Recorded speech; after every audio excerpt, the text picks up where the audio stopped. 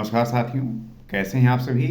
उम्मीद करता हूं कि आप स्वस्थ होंगे, सुखी होंगे और प्रसन्न होंगे। जीवन में सुखी होना, प्रसन्न होना और आनंदित होना, ये हर एक व्यक्ति का जो है लक्ष्य होता है और हर एक व्यक्ति अपने जीवन में यही प्राप्त करना चाहता है। लेकिन ये प्राप्त करना क्या इतना आसान है? और अगर आसान है तो उसके लिए आपको किस प्रकार से जीवन को जीना है, कैसे जो है इसे प्राप्त करना है, ये भी जो है विषय बन जाता है समझने का।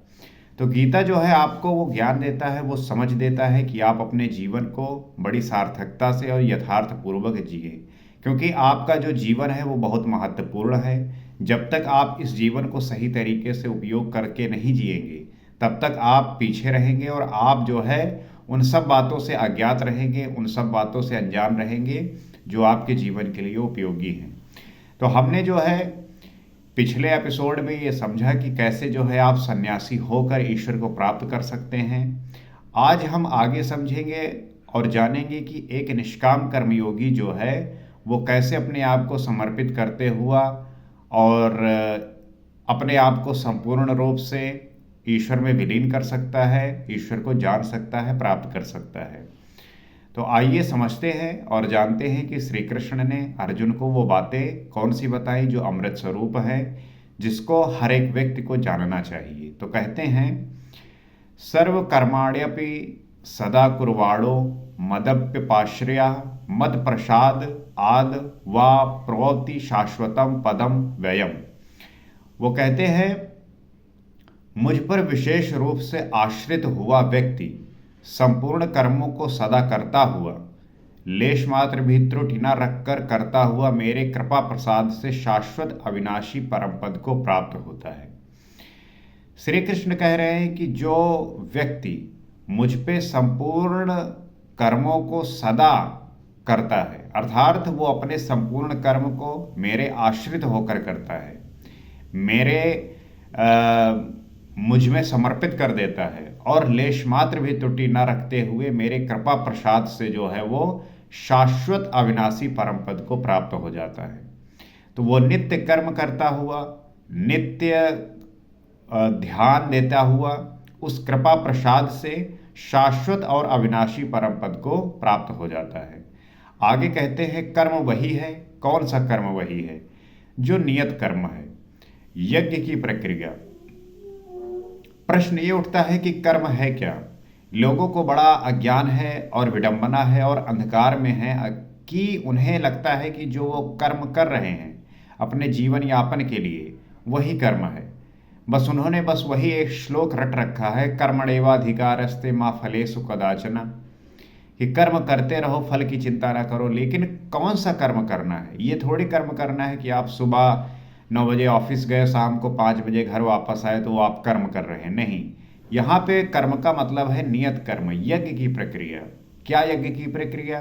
कि आप आराधना और चिंतन मनन करने की प्रक्रिया, आपके श्वास और प्रश्वास करने की क्रिया, तो इसे कहते हैं कर्म। तो श्री कृष्ण कहते हैं कि सदगुरु के आश्रित साधक उनकी कृपा प्रसाद से शीघ्र पा जाता है। तो जब कोई व्यक्ति अपने गुरु और ईश्वर की कृपा से उसके आश्रित होकर साधक बना रहता है, तो उस गुरु और ईश्वर का जो है आशीर्वाद उसको प्राप्त होता है। अतः उसे पाने के लिए समर्पण आवश्यक है। अगर आपको वो जानना है, समझना है, प्राप्त करना है, तो उसके प्रति अपने आप को समर्पित कर दीजिए, उसके प्रति अपने आप को पूर्ण रूप से न्यौछावर कर दीजिए। फिर वो व्यक्ति जो है अपना संपूर्ण जो है आपको देने के लिए हमेशा उत्सुक रहेगा और बड़े आनंद पूर्वक जो है वो सब कुछ दे देगा जो आपको चाहिए। तो व्यक्ति को इस साधना में अपने को पूर्ण रूप से समर्पित कर देना चाहिए और फिर देखिए कि कैसे जो है आपका गुरु, आपका मेंटोर, आपका जो ईश्वर है वो सब कुछ प्रदान कर देता है आपको। आगे कहते हैं, चेतसा सर्व कर्माणि मयि सन्न्यस्य मत्परा बुद्धि योगम उपाश्रित्य मंचितः सततम भव। श्री कृष्ण अर्जुन से कहते हैं कि संपूर्ण कर्मों को जितना कुछ तुझसे बन पड़ता है मन से मुझे अर्पित करके। तो श्री कृष्ण अर्जुन से कहते हैं कि संपूर्ण कर्मों को मन से मुझे अर्पित कर। वो कह रहे हैं कि जो संपूर्ण कर्म है, सारे जो कर्म हैं, उसको जो है मन से मुझे अर्पित कर दो। पूरे मन से जो है मुझे अर्पित कर दो और अपने भरोसे नहीं बल्कि मुझे समर्पण करके मेरे परायण हुआ बुद्ध योग अर्थात योग की बुद्धि का अवलंबन करके निरंतर मुझ में चित्त लगा। वो कहते हैं कि अपने भरोसे नहीं बल्कि मुझे समर्पण करके मेरे में पूरा समर्पण करते हुए मेरे परायण जो बुद्धि योग को प्राप्त हुआ अर्थात जो योग की बुद्धि है उसका अवलंबन करके निरंतर मुझ में चित्त लगा। तात्पर्य क्या है कि व्यक्ति का जो मन है जो उसका चित्त है वो सदैव ईश्वर के प्रति लगाना चाहिए। वो ईश्वर कौन? जो चेतन स्वरूप है, जो शक्ति है, जो ऊर्जा है, उसके प्रति हमें अवेयर रहना है। ये है जो है समर्पण। और योग एक ही है तो जो सर्वथा दुखों का अंत करने वाला है और परम तत्व परमात्मा में प्रवेश दिलाने वाला है। जो योग है वही जो है आपको सर्वथा दुखों का अंत करता है और परम तत्व परमात्मा में जो है वो प्रवेश दिलाता है। एक योग ही है जो आपको ये करने के लिए प्रेरित करता है और यही जो है आपको वो करा सकता है। तो योग से आपको ये चीज़ें प्राप्त होंगी। उसकी क्रिया भी एक ही है, यज्ञ की प्रक्रिया। तो वो जो क्रिया है वो एक ही है। कौन सी? यज्ञ की क्रिया। और इसमें क्या होता है कि मन और इंद्रियों का संयम। आप जब योग करते हैं तो आपके मन और इंद्रियों का जो है संयम होता है। श्वास प्रश्वास तथा ध्यान इत्यादि पर निर्भर है। जो श्वास प्रश्वास है वो ध्यान पर जो है निर्भर है। जब आप ध्यान करते हैं तो उसी श्वास और प्रश्वास के माध्यम से ही करते हैं, जिसका परिणाम भी एक ही है। उसका परिणाम भी एक ही है। क्या है? यान्ति ब्रह्मा सनातनम। उसका जो परिणाम है वो यही है, यान्ति ब्रह्मा सनातनम। आगे कहते हैं, मक्षिता सर्व दुर्गाणि मत प्रसाद अतरिष्यसि अथ चेत्वम अहंकारन श्रोष्यसि विनंगस्यसि। वो कहते हैं, इस प्रकार मुझ में निरंतर चित्त को लगाने वाला मेरी कृपा से मन और इंद्रियों के संपूर्ण दुर्गों को अनायास ही तर जाएगा। तो जो व्यक्ति, श्री कृष्ण कह रहे हैं, जो व्यक्ति निरंतर चित्त को लगाकर मेरी कृपा से मन और इंद्रियों के संपूर्ण दुर्गों को अनायास ही तर जाता है, जो व्यक्ति मुझ में चिंतन लगाता है, मुझ में अपना पूरा समर्पण कर देता है, वो जो है व्यक्ति फिर मन और इंद्रियों को संपूर्ण जो दुर्ग बने होते हैं, जो अवरोध होते हैं, उनको पार करके तर जाता है। तो जो पूरा खेल है वो आपके इंद्रिय और मन से संबंधित है। जो व्यक्ति मन और इंद्रियों को जीत लेगा वही जो है ईश्वर को प्राप्त करेगा। और वो जो ईश्वर में चित्त लगाने की बात है वो यही है कि आप जो है होश में आ जाइए, आप चेतन स्वरूप हो जाइए। आपके भीतर वो ऊर्जा है, वो चेतन है, जिसको प्राप्त करने की कोशिश करिए। आप प्राप्त कर सकते हैं क्योंकि आपके भीतर वो क्षमता है। तो रामचरितमानस में कहते हैं कि इंद्रिय द्वार झरोखा नाना तह तह सुर बैठे करिथाना आवत देखें विषय बयारी ते हठ दिए ही कपाट उधारी। ये ही दुर्जय दुर्ग है, मेरी कृपा से तू इन बाधाओं को अतिक्रमण कर जाएगा। तो जो ये इंद्रियां और मन है यही जो है आपके बाधक बनते हैं, यही जो है दुर्ग है, इसी को आपको तोड़ना होता है। और इनका अतिक्रमण करने के बाद अहंकार के कारण मेरे वचनों को नहीं सुनेगा तो विनष्ट हो जाएगा। लोग अहंकार में होते हैं, उन्हें लगता है कि उन्हें सब कुछ पता है, परंतु उन्हें कुछ पता होता नहीं है। और जो व्यक्ति अहंकार में होते हैं वो ईश्वर को प्राप्त नहीं कर पाएंगे, क्योंकि यही अहंकार जो है उनके रास्ते का बाधक बनता है, शत्रु बनता है। आगे कहते हैं, अहंकार के कारण मेरे वचनों को नहीं सुनेगा तो विनष्ट हो जाएगा। अगर अहंकार में आकर आप जो है ईश्वर की कही हुई बात को नहीं सुन रहे हैं, नहीं समझ रहे हैं, तो तू नष्ट हो जाएगा, परमार्थ से च्युत हो जाएगा, परमार्थ तक पहुंच नहीं पाएगा, परम गति को प्राप्त नहीं कर पाएगा और तू इसी विषय वस्तु में लिपटा रहेगा। इस बिंदु को योगेश्वर ने कई बार दृढ़ाया और कहते हैं, इस शास्त्र विधि को त्याग कर अन्य अन्य विधियों से जो भजते हैं उनके जीवन में न सुख है, न शांति है, न सिद्धि और न परम गति ही है। तो जो लोग इस शास्त्र विधि को त्याग कर अन्य विधियों से भजते हैं तो ना तो उनके जीवन में सुख मिलता है, न शांति मिलती है, ना ही सिद्धि मिलती है और ना ही परम गति मिलती है। तो ये शास्त्र विधि जो है, जो गीता में आपको बातें बताई गई हैं, जो व्यक्ति इसको फॉलो नहीं करेगा, क्योंकि इसमें वो सारी बातें हैं कि कोई भी व्यक्ति अगर फॉलो कर ले तो उसका जीवन आनंद से भर जाएगा।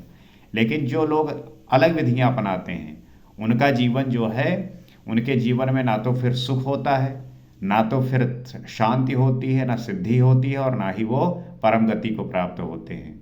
वो सबसे भ्रष्ट हो जाता है। तो जो ऐसा व्यक्ति है जो इस शास्त्र विधि को ना अपना कर अपना कोई अपनाता है या कुछ ऐसे लोगों की बनाई हुई विधियों को अपनाता है, उससे जो है वो नष्ट हो जाता है, भ्रष्ट हो जाता है। यहाँ कहते हैं कि यदि अहंकार वस्तु मेरी बात नहीं सुनेगा तो विनष्ट हो जाएगा। कहने का मतलब यही है कि व्यक्ति तो अहंकारित है, वो अपने आगे किसी की सुनते नहीं हैं, और यही जो ना सुनना है यही उसके जो है विनष्ट का कारण बन जाता है। अतः लोक समृद्धि और परम श्रेय की प्राप्ति के लिए संपूर्ण साधन क्रम का आदि शास्त्र योगेश्वर श्री कृष्ण उक्त यही गीता है। तो वो यही बात कह रहे हैं कि लोक समृद्धि के लिए, परम श्रेय की प्राप्ति के लिए और संपूर्ण साधन क्रम का आदि शास्त्र जो श्री कृष्ण है उनका जो ये कहा हुआ गीता है, इसी को जो है सुनने और समझने की बात करते हैं, क्योंकि यही जो है आपके लिए सबसे उपयोगी है और यही जो है आपको वो बातें सिखाएगा जिससे आप जीवन में सब कुछ जान पाएंगे, समझ पाएंगे। इस पर वो कहते हैं आगे, यद अहंकार आश्रित्य न योतस्य इति मन्यसे मिथ्यैष व्यवसायते प्रकृतिस्त्वाम नियोक्ष्यति। वो कहते हैं जो तू अहंकार का आश्रय लेकर ऐसा मानता है कि युद्ध नहीं करूंगा, तो ये तेरा निश्चय मिथ्या है, क्योंकि तेरा स्वभाव तुझे बलात् युद्ध में लगा देगा। श्री कृष्ण अर्जुन से कह रहे हैं कि जिस अहंकार का आश्रय लेकर अगर तू ये मानता है कि युद्ध मैं नहीं करूंगा, तो तो तेरा ये जो निश्चय है ये मिथ्या है, ये झूठ है, क्योंकि तेरा जो स्वभाव है तुझे बलात् युद्ध में लगा देगा। क्योंकि जो तेरा स्वभाव है वो जाहिर सी बात है कि वो तुझे युद्ध में लगा देगा। कैसे? तो श्री कृष्ण अर्जुन से फिर कह रहे हैं, स्वभावजेन कौन्तेय निबद्धा स्वेन कर्मणा कर्तुम नेक्षति यान मोह अतकारिष्यस्य वशो अपि तत्। तो श्री कृष्ण अर्जुन से कह रहे हे कौन्तेय, मोहवश तू जिस कर्म को नहीं करना चाहता, मोहवश तू जिस कर्म को नहीं करना चाहता, क्योंकि श्री अर्जुन ने शुरुआत में ही कह दिया कि मैं जो है युद्ध नहीं करूंगा, और वो जो है गांडीव धनुष को बगल में रखकर बैठ गया और कहा कि मैं युद्ध नहीं करूंगा। तो श्री कृष्ण अर्जुन से यही कह रहे हैं कि जिस मोहवश के कारण तू कर्म को नहीं करना चाहता, उसको भी अपने स्वभाव से उत्पन्न हुए कर्म से बंधा हुआ परवश होकर करेगा।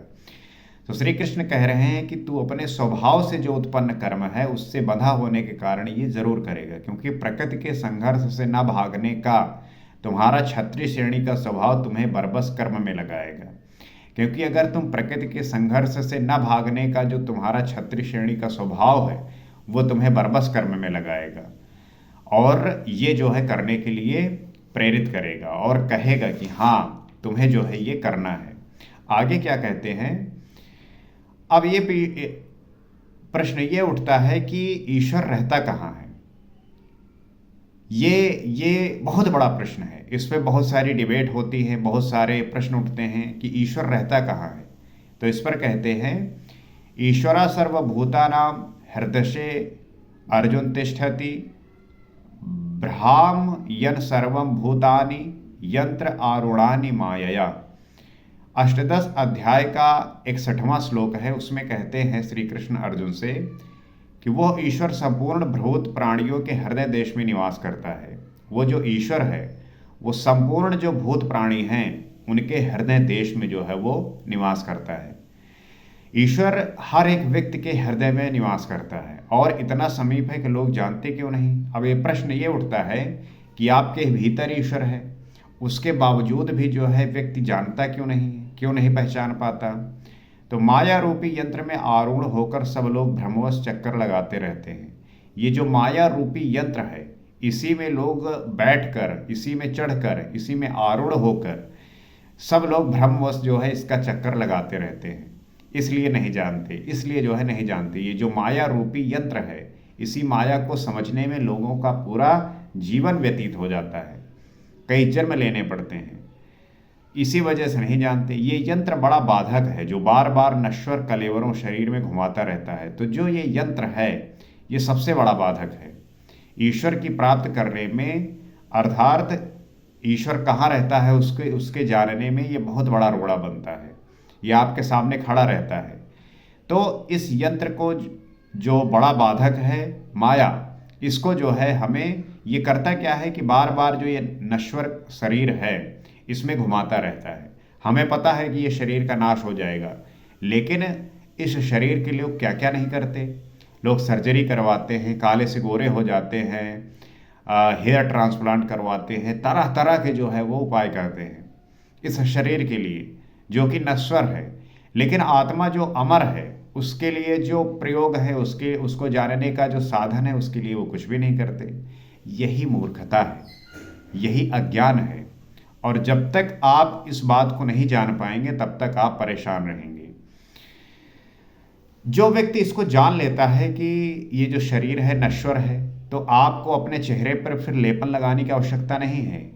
लोग जो है बादाम का पेस्ट लगाए हुए घूम रहे हैं, लोग बेसन लगाए घूम रहे हैं, लोग तरह तरह के प्रयोग करते हैं। कोई ब्लीच करवा रहा है, कोई पता नहीं क्या क्या जो है करवा रहे हैं। आप आजकल के सैलून में आप बाल कटवाने जाइए, वहाँ पे कहेंगे भैया चेहरे पे क्या क्या कर दे, आपका ब्लीच कर दे, चेहरा साफ कर दे, क्लिंजिंग कर दे, आपके हेयर हटा दें। मतलब वो चेहरे को आपको ऐसा बना देंगे कि अब सूरज तुम ही हो, ऐसा बना देंगे।